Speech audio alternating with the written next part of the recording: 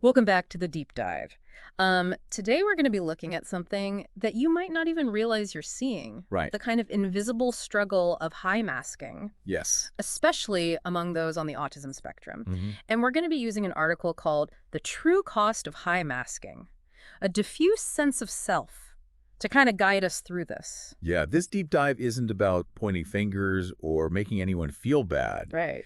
It's really about understanding the weight of what so many autistic individuals carry every single day. Yeah, and we hear about this a lot, right? Yes. We hear about masking in terms of just being tiring, hmm but I feel like this goes way deeper than just being tired. It really does go way beyond tired. It's almost like we're trying to crack a code here, Yeah, to like see through the surface and understand what's happening beneath. absolutely. The article even calls it a diffuse sense of self. Precisely. And the source material describes this as a consequence of the constant pressure to fit in, Right. to modify behaviors, Oh, speech patterns, even how you move, okay. just to meet neurotypical expectations. Wow.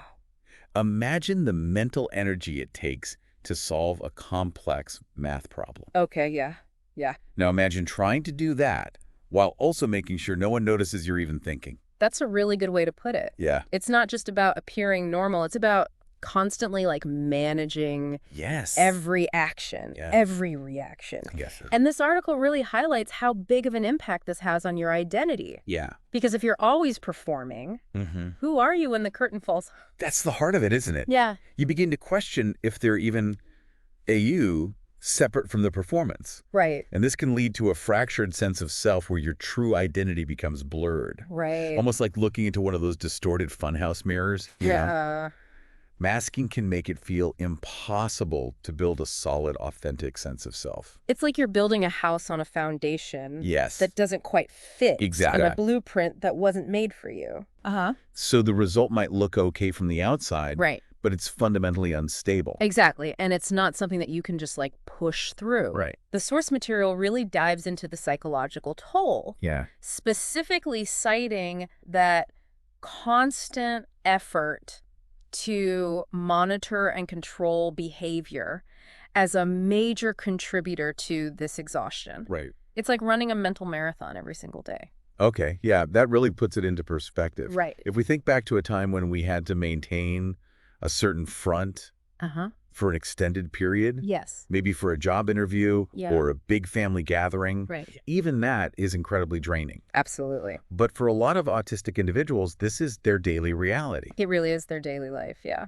And then on top of that, this constant pressure can also lead to a sense of isolation. Yes, definitely. The source mentions this fear of being like found out if Yeah. you're mask clipping Uh-huh. can actually prevent you from forming genuine connections. It's like a self-fulfilling prophecy. You know, you mask to avoid rejection, Right. but the masking itself pushes people away. Exactly. And obviously this can have a huge impact on mental well-being. Absolutely. Yeah. Now, the article carefully points out that masking doesn't necessarily cause mental health issues directly, Okay.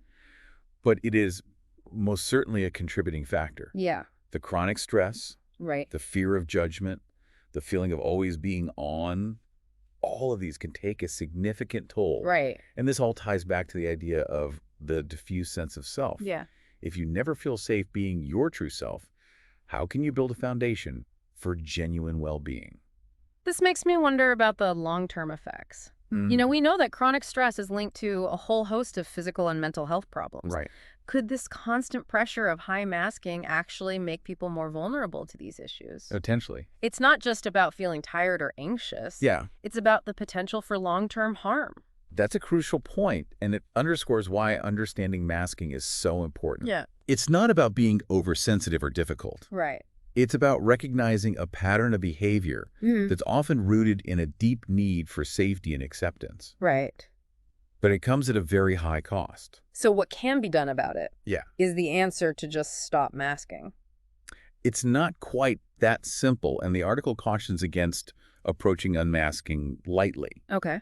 But there are ways to navigate this, which we'll explore more deeply in a moment. Okay. Yeah. I'm intrigued. Yeah. It sounds like unmasking needs to be approached carefully, It does. like navigating a minefield, Yeah. not just ripping off a Band-Aid. Yes, definitely. So what does the article suggest? Well, it really emphasizes the importance of finding safe spaces and trusted individuals as a foundation. Okay, when we're talking about unmasking, what is a safe space? Is Yeah. it like a physical location? It can be both, Right. actually. Think of it as any environment where you feel comfortable enough to kind of let your guard down to be your authentic self Hmm. without that fear of judgment or negative consequences. Right. It might be a support group specifically for autistic individuals, Right. or even just a close friend or family member who really understands and accepts you. Okay, so it's like those pockets of understanding and acceptance where you can exhale and just be Exactly. without the pressure to perform. Yeah. How do you even begin to unmask? Right. The article mentioned doing it gradually, Uh, but what does that actually look like? it's about taking small, manageable steps. Okay. Instead of trying to unmask completely overnight, Right. start with maybe just one thing that you feel comfortable with. Okay. Like maybe it's unmasking in front of just one trusted person, Right. and then expanding that circle gradually as you gain confidence. So dipping your toes in the water before diving in headfirst. Exactly. Yeah. Okay, that makes sense. Yeah. This brings up another point. What about self-compassion? Yeah. We've talked about this heavy coal masking takes, Right. and I imagine there might be some guilt or shame associated with that. Absolutely. Yeah. It's vital to remember that you've likely been masking for a reason, Right. often for survival, Yeah. in a world that doesn't always understand or embrace neurodiversity. Right. So don't beat yourself up if it feels scary or overwhelming to start unmasking. It's like learning a new language, right? Yes. You wouldn't expect to be fluent overnight. Exactly. There will be stumbles and setbacks. Absolutely. And that's where self-compassion becomes so crucial. Okay. Celebrate your progress no matter how small it is. Right. Recognize the strength it took to mask for as long as you did, Yeah. and acknowledge the courage it takes to start unmasking. So shifting from self-criticism to self-encouragement. Yes, exactly. Instead of focusing on what you're doing wrong, focus on the fact that you're even trying. Yeah, okay. That takes a lot of courage. Speaking of courage, let's talk about the potential benefits of unmasking. Okay, I'm all ears. Yeah. We spent a lot of time talking about the costs. Right. What about the rewards? Yes. Well, one of the most profound benefits is a greater sense of authenticity and self-acceptance. Okay. When you're no longer constantly performing, Yeah. you have more energy to devote to your passions and interests. It's like you can finally start building that house on your own blueprint, using materials that resonate with your true self. Precisely. Yeah. And this newfound authenticity can also lead to deeper, more fulfilling relationships. Okay. When you show up as your true self, you attract people who appreciate you for who you truly are, Yeah. quirks and all. No more hiding, no more pretending, just genuine connection. Exactly. And I think that's something we all crave, whether we're on the autism spectrum or not. Absolutely. But let's face it, unmasking can be scary. Uh-huh. The fear of rejection is very real. Right. What does the article say about dealing with that? Well, it emphasizes the importance of starting small with those safe spaces and trusted individuals we talked about earlier. Right. It's about building a support system that can provide encouragement and validation as you navigate that unmasking process. Yeah. Finding your tribe, Yes. those people who get it, Exactly. who've been there, who can celebrate your victories and offer support during those inevitable setbacks. Exactly. And remember, unmasking doesn't have to mean unmasking to everyone everywhere. Okay. It's about finding a balance that works for you. Yeah. A balance between honoring your authentic self and protecting your well-being. Choosing your battles. Yes, exactly. You don't have to fight every fight. Right. Some situations might require masking for safety or just to conserve energy. Right. That's a great way to put it. Okay. And this is where professional support can be invaluable. Okay, let's talk about that. Yeah. How can therapy help with the unmasking process? A therapist who specializes in autism can provide guidance and support tailored to your specific needs and challenges. Okay. They can help you develop coping mechanisms for those times when masking feels unavoidable Right. and navigate the emotional roller coaster that can come with embracing your authentic self. So it's not just about unmasking itself, it's also about managing the emotional fallout Exactly. that might come with it. Yeah, having someone in your corner who understands the unique pressures that you face Right. and can help you develop strategies to navigate them. Yeah. And don't underestimate the power of community. Right. Connecting with other autistic individuals who have gone through similar experiences can be incredibly validating and empowering.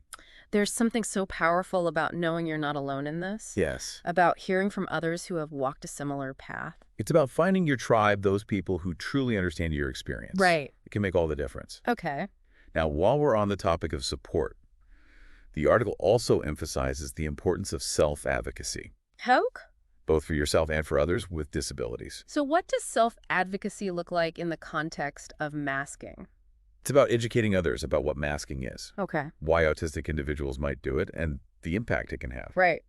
It's about speaking up when you see someone being treated unfairly or stereotyped because of their disability. So using your voice to create a more inclusive and understanding world. Exactly. But let's be real, that can be intimidating, It can. especially for someone who's already struggling with the pressure to mask. Absolutely. But even small acts of self-advocacy can make a difference. Okay. It could be something as simple as sharing an article about masking with a friend or family member, Right. or speaking up when you hear someone making a harmful generalization about autism. So planting seeds of awareness, Yes. challenging those harmful stereotypes that contribute to the pressure to mask in the first place. Exactly. But let's be realistic, societal change doesn't happen overnight. Right. What can individuals do to cope with this pressure to mask in the meantime? Well, the article doesn't offer any magic solutions, Right. but it does highlight the importance of finding those pockets of acceptance, Yeah.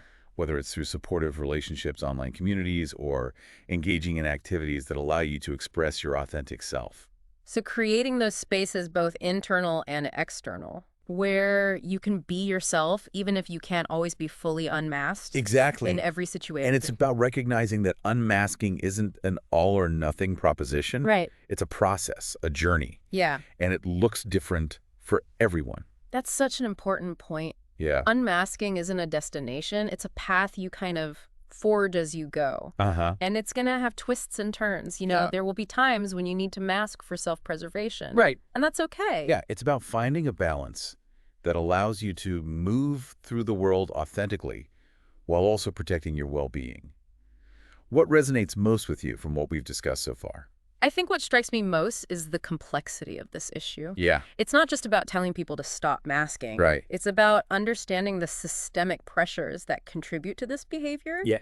The very real fear of rejection and judgment, Hmm. and the need for safe spaces where autistic individuals can be their true selves without consequence. It's about recognizing that unmasking isn't a simple fix, Right. but a complex process that requires compassion, support, and a willingness to challenge those deeply ingrained societal norms. Yeah. It's about creating a world where masking is no longer necessary, Right. where neurodiversity is celebrated, Yeah. and where everyone feels empowered to be their authentic selves. Yeah. What a powerful vision. It feels like we've only just scratched the surface here. Yeah. There's so much more to unpack, right? Absolutely. And one aspect that I think deserves more attention Mm. is this concept of internalized ableism. Oh, I was hoping we'd get to this. I've heard this term before, Okay. but to be honest, I'm not sure I fully understand what it means. Okay, so think of it this way. It's when a person with a disability internalizes the negative messages and stereotypes Right.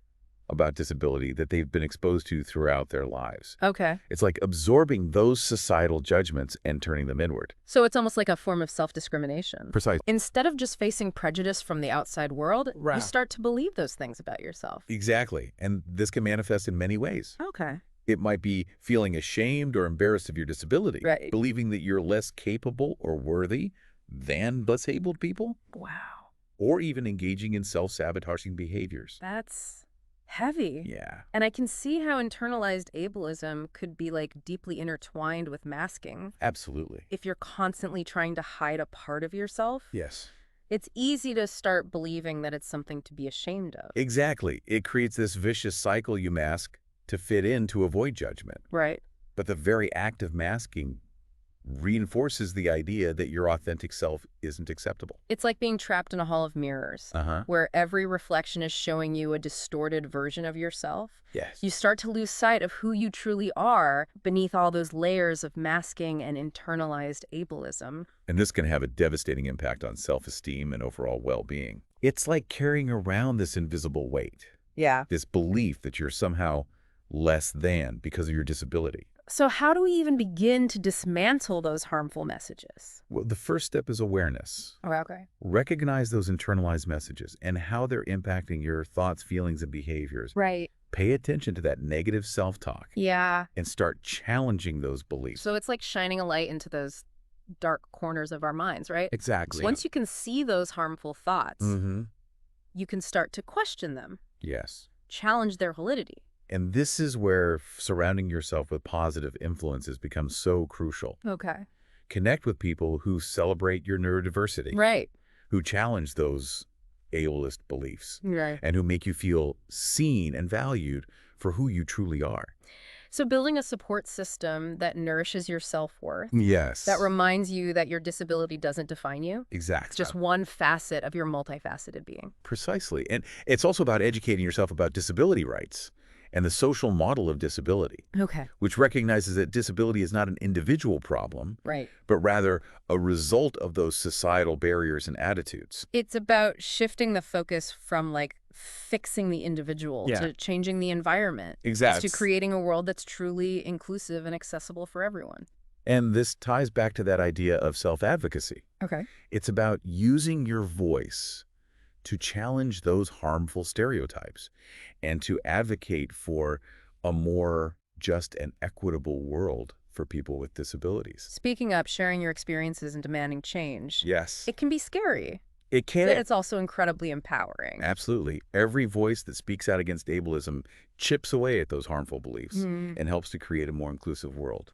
I'm struck by how interconnected all these themes are. Yeah. Masking internalized ableism, societal expectations, and this journey towards self-acceptance. It's a complex tapestry. And it's one that we need to keep talking about, keep learning about, and keep working to change. It's an ongoing conversation, It is. and it requires empathy, understanding, and a willingness to challenge the status quo. Absolutely. It's about creating a world where everyone feels safe to be their authentic selves without the need for masks or the burden of internalized ableism. A world where neurodiversity is not just tolerated, but celebrated Yes. as a source of strength, creativity, and innovation. What a powerful vision. And it's a vision that starts with each of us. It does. By questioning our own biases, challenging those harmful stereotypes, and supporting those who are fighting for change, we can create a more inclusive and equitable world for everyone. That's something worth fighting for. Thank you for joining us on this deep dive into the high cost of masking. It's been a pleasure. It's been a journey of discovery and reflection for sure. And remember, the journey continues. Yes. Keep questioning, keep learning, and keep advocating for a world where everyone can shine brightly just as they are.